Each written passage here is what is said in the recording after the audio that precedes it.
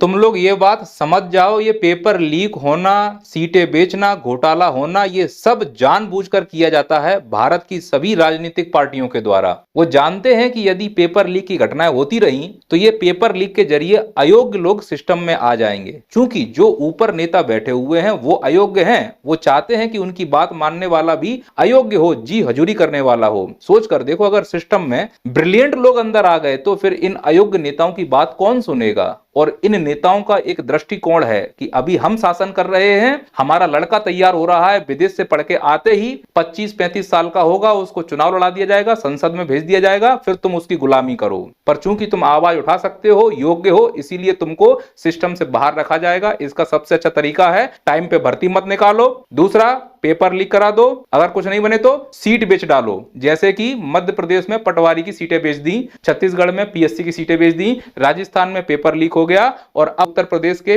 Police का paper leak हो रहा है। गजब हो रहा है इस देश में यार।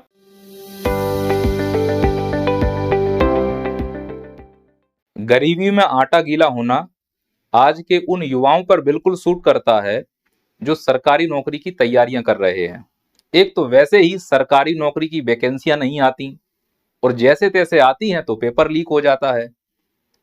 पेपर लीक आज के युवा के लिए सबसे बड़ा अभिशाप है, और शायद इसी अभिशाप से बचने के लिए भारत का युवा सरकार को बदलता रहता है। भारत का ऐसा कोई भी राज्य नहीं है जहां युवा पेपर लीक की घटना से प्रताड़ित ना हो, घोटाले से प्रताड़ित ना हो।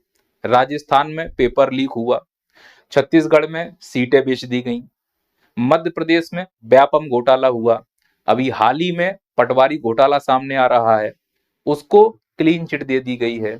मतलब एक ऐसी बच्ची को टॉपर बनाया गया है जिस बच्ची को नर्मदापुरम जिला है या संभाग ये तक नहीं मालूम। सोचो वो बच्ची जब फील्ड पर काम करेगी तो कितनी गुणवत्ता दे पाएगी वहां पर। वो जो सच में योग्य था वो इस भ्रष्ट सिस्टम की वजह से बाहर बैठा होगा, तनाव में होगा, वो मजदूरी करने पर मजबूर होगा। तो जो इस देश का कौशल है वो मजदूरी कर रहा है, और जो गधे हैं वो अधिकारी बन रहे हैं। क्योंकि जो हमारे ऊपर तंत्र बैठा हुआ है वो भी गधा है, अनपढ़ है, गवार है, अपराधी प्रवृत्ति का है। तो वो उसी प्रकार के लोगों को चुनना चाह रहे हैं जो अंदर से भ्रष्ट हों, क्योंकि एक भ्रष्ट दूसरे भ्रष्ट को समझ सकता है।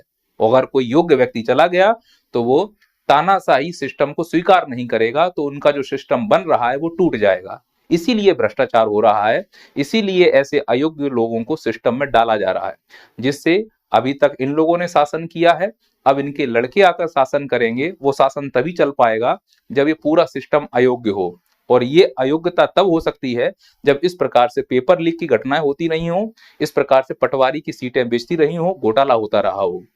ये घोटाला जानबूझकर किया जा रहा है, और इसमें भारत की सभी राजनीतिक पार्टियां शामिल हैं। इसमें उत्तर प्रदेश बहुत अग्रणीय है। उत्तर प्रदेश तो घोटालों के मामलों में शुरू से ही आगे रहा है। तो उस घोटाले के अभिशाप से बदलने के लिए वहां के लोगों ने निरंतर सरकार में बदलाव भी किए हैं। पहले सरकार में ये रही तो अब इनसे तो सवाल पूछा नहीं जाएगा कि क्यों घोटाला हो रहा है। जब ये सरकार में रही तो इनसे सवाल पूछा गया, सरकार बदली, ये लोग आए, तो जब इनके समय घोटाला हुआ तो सरकार से पूछा गया, अब इनसे पूछना तो जायज नहीं है। अब वर्तमान में जो सरकार है उससे ही पूछा जाएगा, माननीय योगी जी क्यों हो रहे हैं घोटाले, इस पर आपका क्या निर्णय है, क्या आप कहना चाह रहे हो। तो सरकार जो वर्तमान में होगी उसी से ही प्रश्न पूछे जाएंगे। तो इसका मतलब यह नहीं कि किसी पार्टी के विरोध में है। जो सच है उसको कहने की क्षमता होनी चाहिए, और आज के युवाओं में यही क्षमता नहीं है। हालांकि जिस प्रकार से उत्तर प्रदेश का आकार है, ऐसे राज्य को नियंत्रित करना बड़ा मुश्किल है, और उसके लिए योगी जैसे प्रशासक का होना जरूरी है। पर जो युवाओं के लिए अगर अच्छे से कदम ना उठा पा रहे हैं योगी जी, तो फिर कैसे कह सकते हैं कि आपने युवाओं के लिए अच्छा किया है। अभी कुछ दिन पहले की घटना है कि आरओ एआरओ के पेपर लीक होने की खबर आई। जो बच्चा सच में ईमानदारी से पढ़ाई कर रहा होता है उसके मन पर क्या गुजरती होगी। वो किराया दे के वहां रह रहा है, समाज का ताना बाना वो सह रहा है, आर्थिक स्थिति से परेशान है। ना तो युवाओं को बेरोजगारी भत्ता मिलता है, और ना ही ये आश्वासन मिलता है कि पेपर भी लीक नहीं होगा, समय से रिजल्ट भी आएगा, समय से भर्तियां भी आएंगी। और जब यह पेपर लीक होता है तो 2-4 दिन हो हल्ला होता है, ये कमेटी बैठाएंगे, वो कमेटी बैठाएंगे, वो कमेटी अगर बैठती भी है तो मध्य प्रदेश में से पटवारी घोटाले को क्लीन चिट दे दी गई है, ऐसे ही अन्य घोटालों को भी क्लीन चिट दे दी जाएगी। तो थोड़े दिन हो हल्ला होता है, हम ये एंटी पेपर लीक बिल लेके आए, हम वो लेकर आए हैं, पर इन कानून से कुछ होने वाला है नहीं। अगर होने वाला होता तो फिर पेपर ही लीक क्यों हो रहे होते। अब ये उत्तर प्रदेश पुलिस का पेपर लीक हो गया है। जो युवा दिन रात इस सपने को सजोकर मेहनत कर रहा था कि हम पुलिस में भर्ती होंगे, अपने राज्य की सेवा करेंगे, थोड़ी बहुत पैसे आएंगे तो हम अपने घर की आर्थिक स्थिति को सुधारेंगे, क्योंकि पुलिस की नौकरी में रगड़ा बहुत जाता है, कोई टाइम नहीं है, 24 घंटे की ड्यूटी है, दिवाली होली किसी का भी मौका नहीं मिलता, फैमिली के साथ समय भी नहीं बिता पाएंगे, फिर भी जीवन तो जीना है। तो मैं तो मानता हूं जो पुलिस की नौकरी है वो सेवा के साथ साथ आजीविका है, रोजगार तो नहीं है। उतना पैसा मिलेगा पुलिस की नौकरी में कि माँ बाप का इलाज करवा पाएंगे, बच्चों को पढ़ा पाएंगे, वो भी छोटे मोटे स्कूलों में, किराए पे रह पाएंगे, कोई बड़ी बिल्डिंगें नहीं खड़ी कर लेंगे। उसके लिए भी अगर पेपर लीक करके 10-10, 15-15 लाख रुपए मांगे जा रहे हैं तो ये सरकार की नाकामी है कि इस सिस्टम को नहीं पकड़ पा रहे हैं, इसका गिरोह को नहीं बांटना फोड़ कर पा रहे हो। और इसका प्रमुख कारण है कि कहीं भी पेपर लीक हो रहा है वो किसी गिरोह के कारण ही होगा, और वो गिरोह को राजनीतिक संरक्षण है इसलिए वो पकड़ा नहीं जा रहा है, या फिर कोई भी पार्टी उनको पकड़ना नहीं चाह रही है, क्योंकि अगर पेपर लीक की घटनाएं बंद हो गई तो अयोग्य व्यक्ति आना बंद हो जाएंगे, और अगर सिस्टम में योग्य व्यक्ति आ गए तो फिर इन लोगों की गुलामी करना बंद हो जाएंगे, तो इनकी राजनीति खत्म हो जाएगी। तुम भारत के किसी भी राजनेता को उठाकर देखो, उनकी शकल से ही लिखा होता है कि ये भ्रष्ट हैं, ये चोर हैं, ये मक्कार हैं, ये अपराधी प्रवृत्ति के हैं। उन्हें मालूम है कि अगर सिस्टम में लोग योग्य आ गए तो फिर हमारे लिए समस्या हो जाएगी।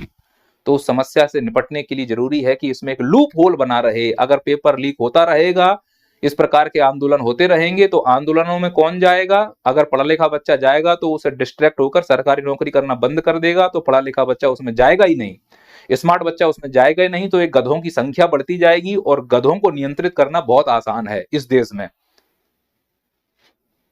अब राजनीतिक पार्टियों को ध्यान से देखो तो उनकी जड़ों में भ्रष्टाचार है, ऊपर से वो लोग ईमानदारी का चोला पहनकर बैठे हुए हैं। किसी का चोला मोटा है तो किसी का चोला पतला है, किसी की ईमानदारी की परत जल्दी हट जाती है, किसी की देर में हटती है, लेकिन हटेगी एक दिन, अंदर से निकलोगे बेईमान ही। ये जो आप फोटो देख रहे हैं इसको हमाम कहते हैं, कहानी है ना हमाम में सब नंगे, तो भारत की राजनीति में वही है। ऐसी कोई पार्टी नहीं है जिसके ऊपर भ्रष्टाचार के आरोप ना हो, जिसके ऊपर दाग ना लगा हुआ हो, क्योंकि अंदर से तो वही प्रवृत्ति है ना भ्रष्टाचारी की। किसी भी पार्टी को ले लो, जितने भी यहाँ मुखिया बैठे हुए हैं, इसके इन लोगों के ऊपर किसी ना किसी के ऊपर भ्रष्टाचार का आरोप है। तो जनता ऐसे लोगों की तरफ जाना चाहेगी जिनके ऊपर भ्रष्टाचार का आरोप नहीं है। तो शायद बीजेपी को चुनने का एक कारण ये भी रहा है कि चलो ये साफ सुथरी पार्टी है। हालांकि इनके एक पूर्व अध्यक्ष हैं, ये देखो केस पकड़ रहे हैं यहाँ पे, ये लक्ष्मण जी, इनके ऊपर केस लेने का आरोप है। क्योंकि देखो नेचर तो सभी का है ना, अगर ये व्यक्ति सिस्टम में रहेगा जिसका लालच ही केस लेकर, मतलब घूस लेकर काम करना है, वो कैसे देश को आगे ले जा पाएगा। लेकिन फिर भी बीजेपी को चुना गया क्योंकि यह अन्य पार्टियों की अपेक्षा स्वच्छ थी, अन्य पार्टियों की अपेक्षा इस पे दाग कम थे। तो जितने भी दाग दूसरे पार्टियों के थे, इस बीजेपी पार्टी ने एक नई चाल चली, उनके दाग को अपने अंदर बुला लिया। यानी जो भी भ्रष्ट लोग थे बीजेपी में आ जाओ, जैसे छगन भुजबल जी, मुशर्रफ जी, प्रफुल्ल पटेल जी, अजित पवार जी, नारायण राणे जी, ये बीजेपी में आ गए। तो मैं ये कह सकता हूं कि जो बीजेपी पहले साफ थी अब वो मैली हो गई है, जो दूसरी पार्टियां मैली थी वो साफ हो गई। इसका यही अर्थ निकाला जा सकता है। पर इस घिनौने खेल में नुकसान किसका हो रहा है? भारत के युवाओं का, उस युवा का जिसके दम पर इस देश को विकसित बनाया जा सकता है। तो जो ये घटनाएं हो रही हैं, उन घटनाओं को कभी आप न्यूज पर सुनते हुए नहीं देखोगे। कोई भी न्यूज चैनल आपकी आवाज नहीं उठाएगा कि पेपर लीक क्यों हो रहे हैं। मैं तो बोल रहा हूं कि पेपर लीक एक साजिश है, पर आप इन अंक मिचकों तिहाड़ियों को सुन रहे हैं जिनका काम है धर्म का जहर फैलाना, झूठी खबरें फैलाना। ये किसी भी चीज के फायदे गिनाने में बहुत माहिर है। ये बता देगा कि मोरवी का पुल टूटा है उसके क्या फायदे हैं, ये बता देगा कि महंगाई बढ़ रही है इसके क्या फायदे हैं, ये बता देगा कि एमएसपी क्यों नहीं देना चाहिए उसके क्या फायदे हैं, ये भी बता देगा तिहाड़ी कि पेपर लीक के क्या फायदे हैं। ये आंख मिचका मिचका के ये तुमको बताएगा कि बेटा पेपर लीक अगर हो जाएगा तो दोबारा से एग्जाम होगा, तुमको ज्यादा पढ़ने का मौका मिलेगा। तो ये फायदा है कि तुम ज्यादा पढ़ोगे तो ज्यादा याद होगा। जब तुम्हें सब याद हो जाएगा तो जो पेपर लीक हुआ है बाहर से जो लोग आएंगे वो भी उतना अच्छा पेपर नहीं दे पाएंगे जितना पेपर तुम अच्छा दे पाए हो, क्योंकि तुमको समय ज्यादा मिला है। ये फायदा है पेपर लीक होने का। तो ये अकमिचका ऐसे जो न्यूज चैनलों वालों को आप सुन रहे हो, ये सिर्फ और सिर्फ इस देश को गलत दिशा में ले जा रहे हैं। ये युवाओं के नहीं हो सकते, किसानों के नहीं हो सकते, महिलाओं के नहीं हो सकते, ये केवल नोट के होते हैं। और ये नोट के इसलिए है, इनको मालूम है कि ऊपर सिस्टम से बोला गया है कि ऐसे मैनेज करो। केवल एक पार्टी से नहीं, सभी पार्टियों का मैनेज करना पड़ता है, क्योंकि सभी पार्टी चाहती है कि इस देश में बेरोजगारी रहे, कुपोषण रहे, गरीबी रहे। बेरोजगारी, कुपोषण, गरीबी से अगर उलझे रहोगे तो तुम कभी भी उनकी सत्ता की तरफ पलट कर देखोगे ही नहीं, जो सदियों से वो कब्जा करके बैठे हुए हैं। वो चाह रहे हैं कि तुम इसी प्रकार से अयोग्य रहो। अगर अयोग्य रहोगे तो उनकी संतानें उस सत्ता पे वापस बैठ सकती हैं। अगर तुम में थोड़ी सी भी योग्यता होगी तो आवाज उठाने लगोगे, अगर आवाज उठाने लगे तो उनकी जो संतानें हैं वो सत्ता पे नहीं आ पाएंगी, तो उनका क्रम टूट जाएगा। और अगर आप में से किसी ने सर उठाया तो उसका सर कलम कर दिया जाएगा। यही पूरे भारत की राजनीति का कड़वा सच है। और यह कड़वा सच और कड़वा लगता है कि जो लोग एक्सपोज करने में माहिर हैं, जैसे कि संदीप भाई, इन्होंने हर चीज को एक्सपोज किया, कोचिंग को भी एक्सपोज किया। जो इनको एक्सपोज करना चाहिए था, संदीप भाई बस वही एक्सपोज नहीं कर रहे हैं कि बच्चों की मनोदशा क्या है, बच्चा इस देश का क्या करे। कोचिंग अगर करे तो नहीं करे, सरकारी नौकरी तैयारी नहीं करे, तो ये देश का बच्चा करे तो करे क्या? बेरोजगार रहे, या फिर इस प्रकार से लाठियां खाए, या इस प्रकार से पेपर लीक होने की घटनाओं को झेले? क्या करे इस देश का बच्चा? अगर एक्सपोज करना है तो सिस्टम को एक्सपोज कीजिए संदीप जी, जिसकी वजह से हमारा युवा प्रताड़ित हो रहा है, और उसका विकल्प केवल आपके पास है और आप दे सकते हैं। और मुझे उम्मीद है कि आप इस बात को सुन रहे होंगे। आप सभी युवाओं की धड़कन है, मैं भी आपके उन फैन फॉलोइंग में शामिल हूं। जितना मैं आपका सम्मान करता हूं, मैं दिखा नहीं सकता, बता नहीं सकता। बस मेरा निवेदन है कि आप मेरी बात को सुनिए और युवाओं के साथ उसी स्पष्टता के साथ खड़े हुइए जिस जैसा आपका नेचर है, जिसके लिए आप जाने जाते हैं सर। अगर ऐसा नहीं हुआ तो इस देश में कभी भी किसान आंदोलन, छात्र आंदोलन, महिला आंदोलन ये बंद ही नहीं होंगे। और यही हमारी अर्थव्यवस्था के चक्के हैं, और ये चक्के आंदोलनों में फंसे रहे तो देश कैसे आगे ले जाओगे? और हम सबको ये समझना होगा कि ये पेपर लीक होने की घटना होना, इस प्रकार के घोटाले होना, आंदोलन में फंसा के रखना, जानबूझ के कम सीट निकालना, अगर बच्चा इसमें फंसा रहेगा तभी इस देश में राजनीति हो पाएगी। और जब तुम अपने अपने काम करने लगोगे, सब चीजें आसानी से होने लगेंगी, तो फिर ये राजनेता राजनीति किस चीज पर करेंगे? इस घटिया राजनीति के स्तर को समझने की जरूरत है हम लोगों को। अब उत्तर प्रदेश में योगी जी जिस हिसाब से काम कर रहे हैं वो सराहनीय है। इतने बड़े राज्य को चलाना बहुत बड़ा जिगर का काम है, और बहुत अच्छे से आपने संभाला भी है। अन्य शासकों की अपेक्षा आपका जो स्तर है वो बहुत अच्छा है योगी जी।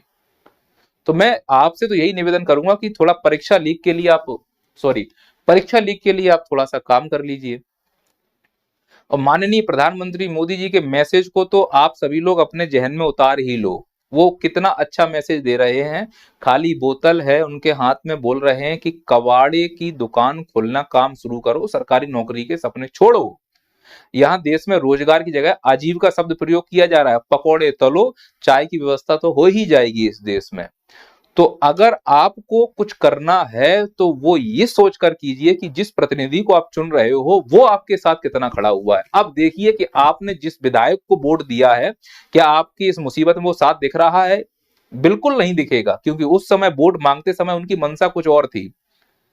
तो जब भी हम वोट दें तो अपने स्थानीय स्तर पर देखें कि ये व्यक्ति हमारे लिए खड़ा होगा कि नहीं होगा, हमारी मांगे सुनेगा कि नहीं सुनेगा। पर हम ऐसा करते नहीं है और हम बट जाते हैं, तो उसका परिणाम हम जैसे युवाओं को ही भुगतना पड़ता है।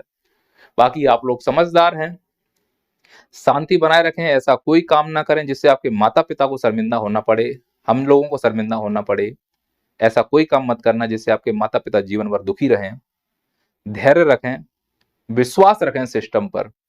अगर आपने सिस्टम के प्रति विश्वास खो दिया तो फिर ये देश कभी आगे नहीं जा पाएगा। और इसके लिए मैं सरकारों से, न्यायालयों से, सभी निकायों से निवेदन करता हूं, इन युवाओं की बातों को सुना जाए, जो ये ग्रोह है उसको पकड़ा जाए, उसके ऊपर वैसी ही कार्रवाई की जाए जैसी योगी जी हमेशा से करते हुए आए हैं। किसी भी प्रकार का कोई भेदभाव ना हो, किसी को संरक्षण ना मिले, फिर वो चाहे किसी भी पार्टी का हो, किसी भी नेता के संबंध में हो। और अगर ऐसा नहीं हुआ है और भविष्य में फिर से पेपर लीक की घटना हुई, तो आप समझ जाना कि ये पेपर लीक की घटनाएं, सीटों को बेचना, ये जानबूझकर किए जाते हैं घोटाले, जिससे अयोग्य लोग सिस्टम में आए और ये अयोग्य नेताओं के तलवे चाटें और उस सिस्टम का हिस्सा बने और इस देश को लूटें इस देश को वैसे ही कोड़ लग चुका है, अंदर सड़ रहा है ये देश। अगर इन अयोग्य लोगों को सिस्टम से बाहर नहीं निकाला गया तो आप यकीन मानिए कि जो योग्य लोग हैं वो मजदूरी करेंगे और जो अयोग्य लोग हैं वो शासन करेंगे। जो कर रहे हैं, आपको मजदूरी मुबारक हो। मेरी बात सुनने के लिए धन्यवाद। कोई गलती हो क्षमा प्रार्थी।